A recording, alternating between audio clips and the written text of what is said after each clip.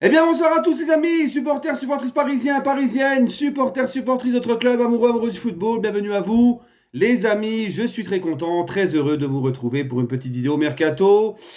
Le Mercato ferme ses portes très très très bientôt, d'accord? Je crois que le Mercato ferme ses portes vendredi, de la nuit de vendredi à samedi, si je ne dis pas de bêtises. Donc ça arrive très vite.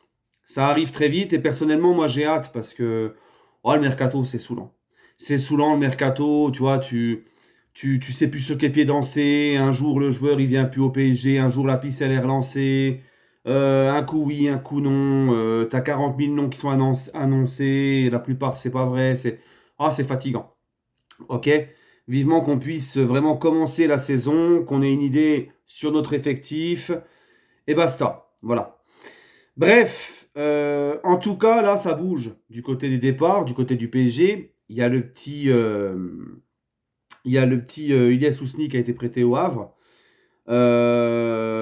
Mais surtout, il y a Ugarte qui va donc partir. On attend juste l'officialisation. Il était à Manchester aujourd'hui pour passer sa visite médicale. Ça ne devrait pas tarder. Donc Ugarte, je fais cette vidéo-là, hein, après je referai pas de vidéo quand ça sera officiel. Mais Ugarte donc, surtout que demain, normalement, on fera la vidéo sur les tirages au sort de la Ligue des Champions, c'est demain soir. Donc Ugarte va être officialisé par Manchester. Voilà. Ugarte va partir pour 50 millions à Manchester, plus 10 millions de bonus, plus 10% pour le PSG à la revente. Donc ça, on va y revenir, mais c'est vraiment une vente très intéressante et c'est vraiment très bien vendu de la part du Paris Saint-Germain. Ensuite, Mukiele, qui va partir en prêt lui aussi, ce n'est qu'une question d'heure, à Leverkusen.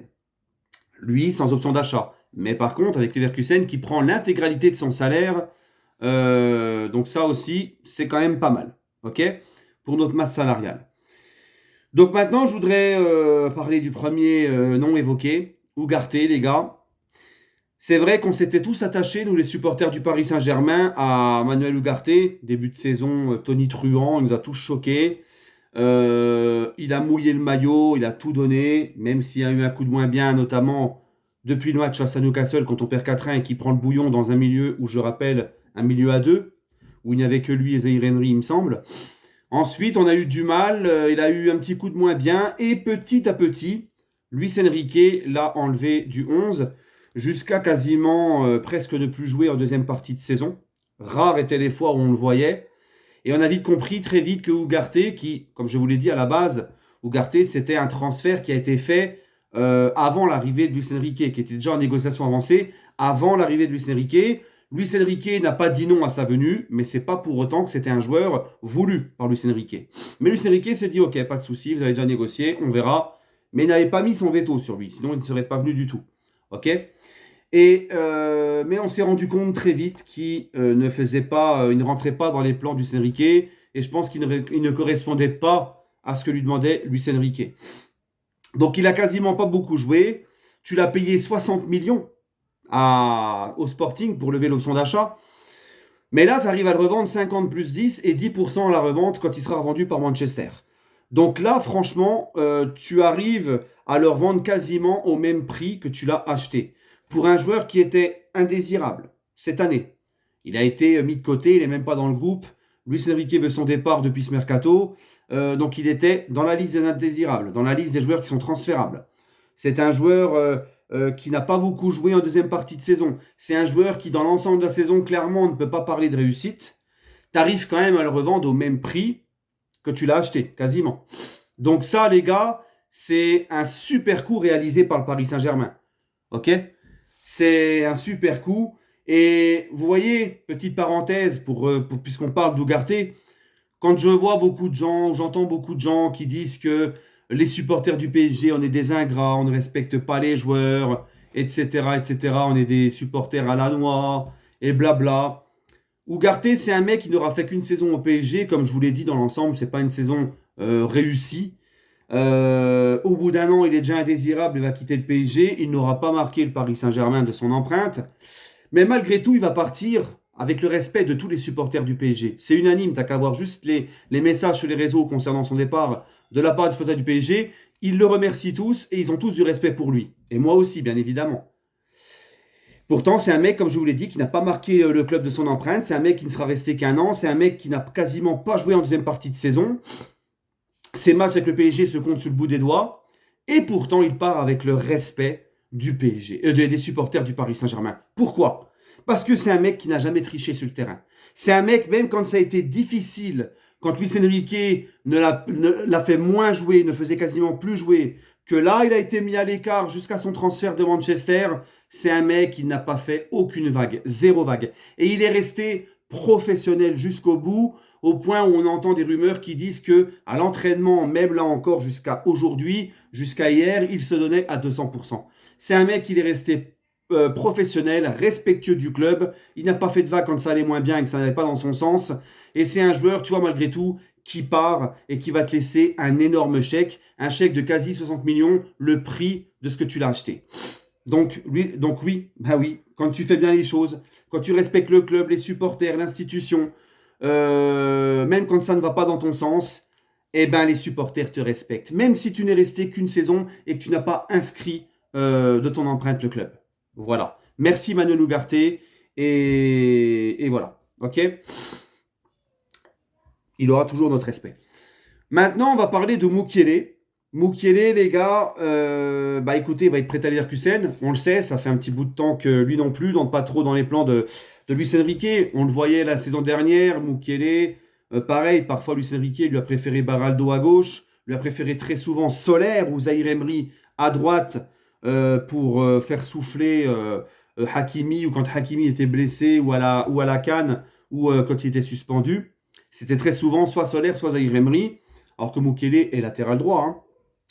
Et même en défense centrale, très souvent, il est polyvalent, il peut aussi jouer défenseur central, bah, il ne jouait pas non plus. Hein. Malgré sa polyvalence, il n'a quasiment pas beaucoup joué. Alors des rumeurs ont dit que c'est parce que Luis Enrique s'est rendu compte que Mukiele était un petit peu friand des soirées parisiennes. Moi, je ne sais pas en tout cas. Je ne sais pas.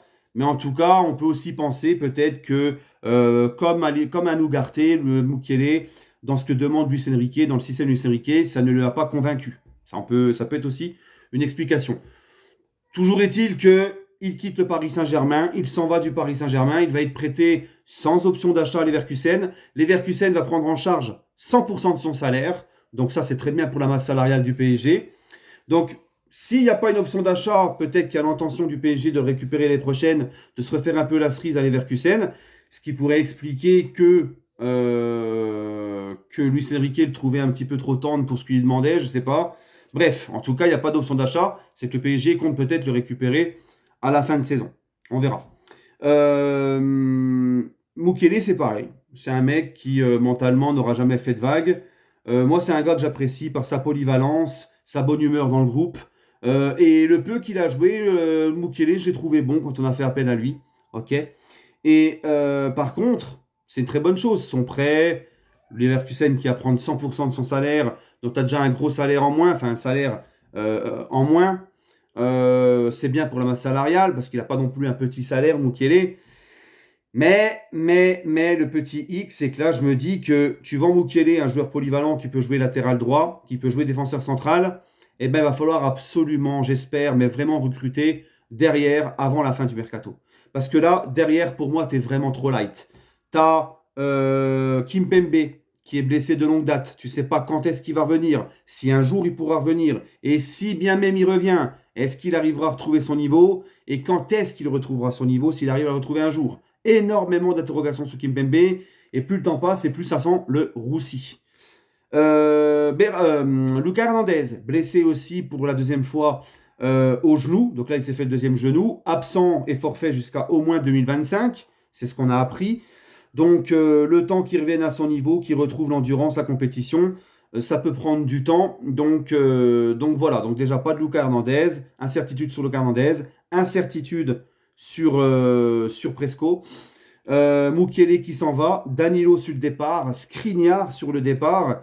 Il va te rester qui? Beraldo, Pacho, Marquinhos comme défenseur central. Le petit El Anache, je pense que 17 ans, Titi, a-t-il le niveau de la Ligue des Champions? Je ne pense pas. A-t-il le niveau Ligue 1 pour les gros matchs de Ligue 1? Je ne sais pas. Hein, beaucoup de doutes sur ce petit jeune qui n'a pas du tout d'expérience. Et au niveau des latéraux, Hakimi, Mendes. et c'est tout. Et le petit Zaguet. Mais le petit Zaguet, on va pas se mentir, si je suis dirigeant du PSG, je le prête dans un club de Ligue 1 comme Moscardo, comme le petit Ilyes Ousni, dans un club de Ligue 1 pour acquérir de l'expérience dans le championnat de France. Parce que Zaguet, je suis désolé les gars, mais pour moi, même pour une rotation, c'est beaucoup trop light. Je le trouve encore, il est plein de bonne volonté, il a des qualités, mais pour évoluer au PSG, je trouve encore que c'est trop light. Voilà.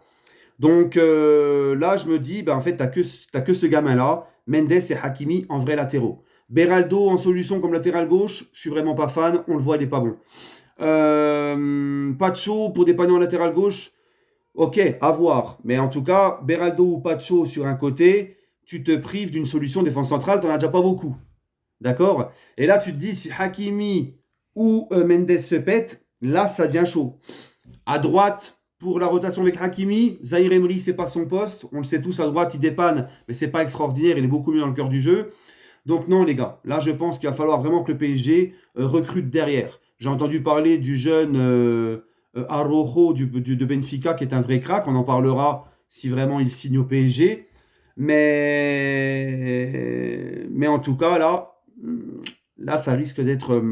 Il va falloir recruter, vraiment. Surtout avec les départs de Danilo et Skriniar, si c'est confirmé. Donc on verra bien, les amis. Dans tous les cas, il faudra aussi un latéral. Moi, je suis désolé, un latéral. Là, on est vraiment, vraiment juste en termes de défense. Donc j'espère que le PSG va recruter derrière. Allez, les amis, prenez soin de vous et on se retrouve demain pour le débrief du tirage au sort de la Ligue des Champions. Prenez soin de vous, les amis, et allez Paris.